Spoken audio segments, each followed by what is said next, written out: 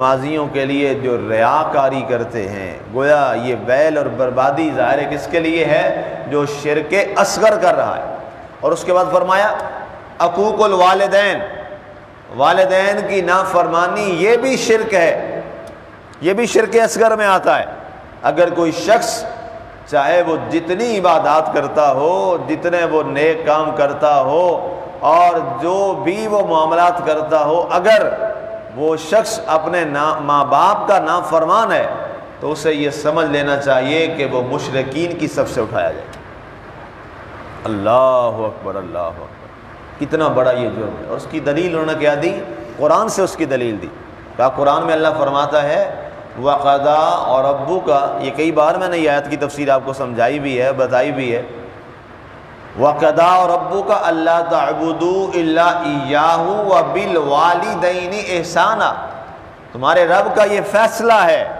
قضاء کا معنی کیا ہوتا ہے؟ فیصلہ۔ تمہارے رب کا یہ ڈیسیژن ہے، فیصلہ ہے کہ اس کے سوا کسی کی عبادت نہیں، اور یہ رب کا فیصلہ ہے کہ تم ہمیشہ اپنے ماں باپ کے ساتھ احسان اور بھلائی کا معاملہ کرو۔ اللہ نے اپنی توحید کے بعد، اپنی عبادت کے بعد جس کا ذکر کیا ہے وہ کون ہے؟ وہ والدین۔ اپنی عبادت کے بعد رب تعالیٰ نے والدین کے مقام و عزت کا ذکر کیا۔ اس کے بعد آگے ارشاد ہوا، اب دوسرا معنی انہوں نے یہ کیا کہ آگ سے مراد یہ ہے کہ فرمایا کہ یہ شخص دنیا میں تو ایک آگ میں رہا۔ اب دنیا کی آگ کے بھی بڑے مفہوم لکھے گئے، مفسرین نے بہت سارے لکھے۔ ایک تو کہا کہ یہ وہ آگ ہے جو ہمیں فزیکلی نظر آتی ہے، جس سے ہم کھانا بناتے ہیں، کوئی چیز بناتے ہیں، جو جلا دیتی ہے آگ یہ۔ دوسرا انہوں نے کہا کہ ایک اور آگ ہے دنیا کی۔ دنیا کی آگ کیا ہے؟ ہوس، لالچ، خود پسندی، رعونت، تکبر، انانیت، نفرت، حسد، بغض، کینہ، دل کے اندر منافقت، یہ ساری چیزیں کیا ہیں؟ یہ دنیا کی آگ ہیں۔ اور جو شخص ان میں سے کسی آگ میں بھی مبتلا ہے اور جل رہا ہے، اس جیسا بدبخت شخص کوئی نہیں، اسے اللہ سے توبہ کرنی چاہیے۔ اور یہی وہ آگ ہے جو دنیا میں اس کو جلاتی ہے، اور پھر یہی آگ اسے کل بروز حشر جہنم میں ڈالنے کا سبب بن جائے گی۔ اس لیے جو شخص نصیحت حاصل کرتا ہے اور اس پر عمل کرتا ہے، اللہ تعالیٰ اسے دنیا کی آگ سے بھی بچاتا ہے، کل بروز حشر بھی اس کو آگ سے بچاتا ہے۔ اور جو نصیحت نہیں سنتا، نصیحت پہ عمل نہیں کرتا، اللہ تعالیٰ اسے دنیا میں بھی آگ میں جلاتا ہے اور کل بروز حشر بھی اسے آگ میں جلائے گا، اور وہ بڑی آگ ہے۔ اس کا ذکر بھی سورہ نساء میں، اگر آپ کو یاد ہے تو وہاں آیا مبارکہ نمبر 145 میں نے یہ بات کی تھی کہ ان المنافقین فی الدرک الاسفل من النار، کہ بے شک جو منافق ہیں وہ جہنم کے سب سے نچلے گڑھے میں ہوں گے۔ جو آگ کی سب سے زیادہ تپش ہے، جہاں سے وہ آگ نکلتی ہے، جو اس کا منبع ہے اس آگ کا، نار جہنم کا، تو لہٰذا وہ بڑی آگ ہے، وہ اس میں ڈالے جائیں گے۔ ثم لا يموت فیہا ولا یحیا، پھر وہ اس میں نہ مریں گے نہ جئیں گے، نہ اس میں مرے گا نہ جیے گا۔ اب مرنا کیا ہے اور جینا کیا ہے؟ ظاہر ہے وہ تو آخرت کا معاملہ ہے، وہاں تو بس رہنا ہی ہے، اب موت تو نہیں آنی۔ کہا کہ نہ جینے سے مراد یہ ہے کہ وہ اب زندہ رہے گا کہ زندگی کے مزے لوٹے، اور نہ اسے موت آئے گی کہ بالکل اس کا وجود ختم ہو جائے اور آگ اس سے دور ہو جائے۔ فرمایا نہیں، کچھ بھی نہیں ہوگا، اب نہ موت آ رہی ہے نہ زندگی آ رہی، ایک درمیان عذاب میں پھنسا ہے، ایک عذاب میں جل رہا ہے اور کٹ رہا ہے اور مر رہا ہے، اس انداز میں کہ وہ مرنا بھی ایسا ہے کہ مکمل مرنا بھی نہیں۔ اس لیے یہ آیہ مبارکہ کے تحت لکھا مفسرین نے کہ اہل ایمان کو ہمیشہ ریاکاری سے اپنے آپ کو دور رکھنا چاہیے۔ دوسری بات، دنیا کی آگ سے بچنا چاہیے۔ دنیا کی آگ کی میں نے تفصیل بتا دی، کیا کیا دنیا کی آگ ہے۔ اور تیسری چیز جو سب سے پہلے انہوں نے کہا وہ ہے عقوق الوالدین، والدین کی نافرمانی سے بچنا چاہیے۔ یہ والدین کی نافرمانی وہ شرک اصغر ہے اور وہ بڑا گناہ ہے کہ جو انسان کی ساری نیکیوں پر پانی پھیر دیتا ہے اور اس کی ساری نیکیاں تباہ و برباد ہو جاتی ہیں اگر کوئی شخص اپنے ماں باپ کا نافرمان ہے۔ قرآن نے اتنا سخت بین لگایا ہے والدین کے بارے میں، اولاد پر، فرمایا فلا تقل لهما اف ولا تنہرهما، اپنے والدین کو اف تک بھی نہیں کہہ سکتے، اف تک بھی نہیں کہہ سکتے۔ ایک صحابی کھڑے ہوئے، یا رسول اللہ صلی اللہ علیہ وسلم اگر والدین کی کوئی بات ایسی ہو جو ہمیں ناگوار لگے اور اس میں سچے بھی ہم ہوں اور پھر بھی وہ ہمارے ماں باپ اس پہ ہمیں روک دیں اور ہمیں چپ کروا دیں تو وہاں تو ہمیں بولنے کی اجازت ہے؟ آپ نے فرمایا نہیں، وہاں بھی تیری زبان خاموشی رہے۔ اندازہ کر لیجیے، ہاں کوئی ایسی بات ہو کہ جس میں وہ اسلام کے منافی کوئی بات کریں تو فرمایا تم اس پر عمل نہ کرنا، لیکن اس میں بھی تمہیں بے ادبی کی اجازت نہیں ہے۔ اندازہ کر لیں، عمل نہ کرنا لیکن بے ادبی کی اجازت نہیں ہے اور نہ کہ زبان چلانے کی اجازت ہے۔ وہ کافر صحیح لیکن تیرا تو بات۔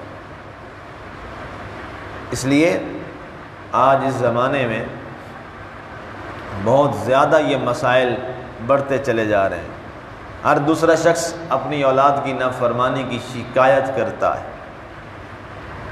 اس کی بڑی وجہ یہ ہے کہ ہم نے انہیں قرآن کے قریب نہیں کیا۔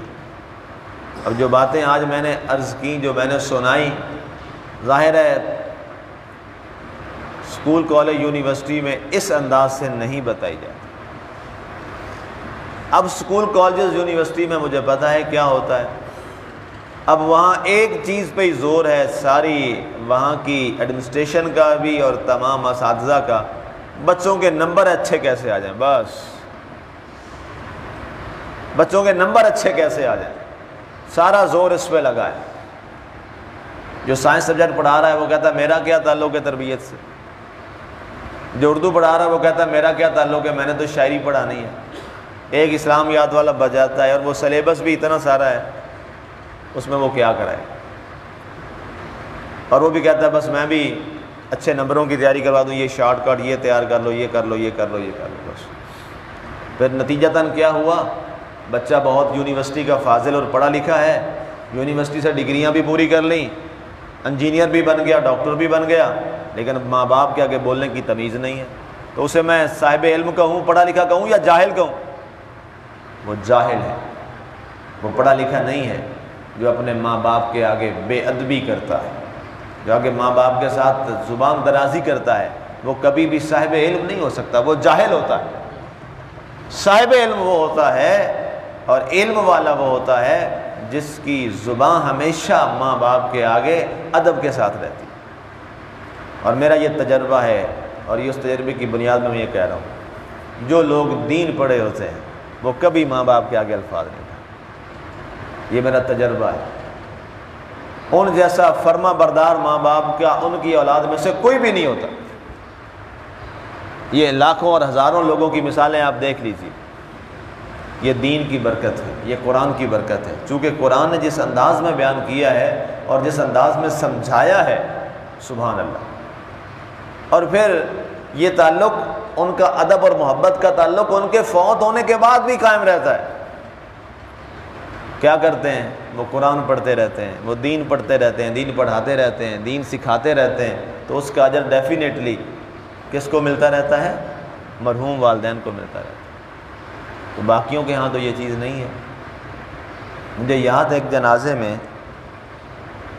ہمارے بہت قریبی وہ دوست تھے، وہ فوت ہوئے، پروفیسر صاحب سے ہمارا تعلق ایک تھا، وہاں پہ گئے تو قبر کے لیے وہاں ہم سارے چلے گئے کولیگ۔ ان کا ایک ہی بیٹا تھا، لندن رہتا تھا، اب وہ آیا، قبر میں دفن کیا جا رہا ہے، تو جب وہ ہاتھ باندھ کے پیچھے کھڑا ہوا ہے اتار دیا. اس کے بعد قبر بھی بن گئی, مٹی بھی ڈل گئی. اس نے کچھ نہیں کیا, وہ کھڑا ہے ہاتھ باندھ کے. اب ظاہر ہے اس کے تو ہاتھ کو جراثیم لگنے سے مٹی کو ہاتھ لگاتا. جب دفن بھی ہو گیا, اس کے بعد دعا مانگنی تھی. اس کو یہ بھی پتہ نہیں تھا کہ اب دعا میں کیا پڑھ. بڑے حیران ہوئے. اور اس کے بعد وہ لڑکا خود اس کو بڑا احساس ہوا, شرمندہ بھی تھا, ساتھ رو بھی رہا تھا کہ مجھے آج گیلا ہے کہ میرے باپ نے مجھے ساری عمر یہی سکھایا, دولت کمانے کا اور باہر بھیجنے کا. افسوس کہ مجھے ماں باپ نے کوئی دین سکھایا ہوتا, کوئی اسلام بھی بتایا ہوتا تو آج میں ماں باپ کے لیے دعا مانگنے کے قابل ہوتا. مجھے تو کوئی دعا بھی نہیں آتی, میں کیا مانگوں. یہ بڑے دکھ کی بات ہے. یہ تجربات ہے زندگی کے. ظاہر ہے ہمارا تعلق اور واسطہ رہتا ہے معاملات سے. اپنی اولاد کو کم از کم اس قابل کر کے جائیں, اس قابل کریں کہ دنیا میں آپ کے سامنے ان کی زبان درازی نہ ہو, اور جب دنیا سے ہم جائیں اور مریں تو ہماری قبر میں وہ ہمیں قبر میں اتاریں, وہ ہمارے لیے دعا کریں, ہمارے لیے مسلسل وہ قرآن کی تلاوت کریں, اپنی دعاؤں میں ہمیں یاد رکھیں. اتنا کر کے جائیں. یہ اصل پراپرٹی ہے جس کے لیے ہمیں فکر کرنی چاہیے, جس کی فکر ہمیں نہیں ہے, جس کی فکر ہمیں نہیں ہے. اور یہ سچی بات ہے, یہ حقائق ہے. ہمیں فکر اپنی کیا ہوتی ہے ہماری کہ ہمارے بچے سیٹل ہو جائیں. ہر ایک نے یہی جملہ بولنا ہوتا ہے, یہی بولتے ہیں نا جی ہم, ہمارے بچے سیٹل ہو جائیں. اس سیٹل سے کیا مراد ہوتا ہے آپ کو پتہ ہے, مجھے بھی پتہ ہے. اس میں کہیں دین والا حصہ کوئی نہیں ہوتا. جی مال, سادہ سی بات ہے. کب تک بندہ منافق, سچی بات ہے, وہ سچی کرنی چاہیے. مہربانی کریں ہم سارے لوگ ہم سوچیں سیٹلمنٹ میں کہیں دین کی سیٹلمنٹ بھی کریں. وہی اصل پراپرٹی ہے ہماری.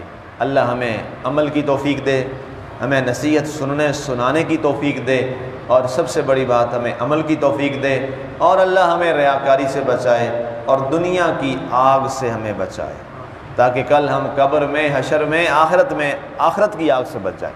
آمین. وما علینا الا البلاغ.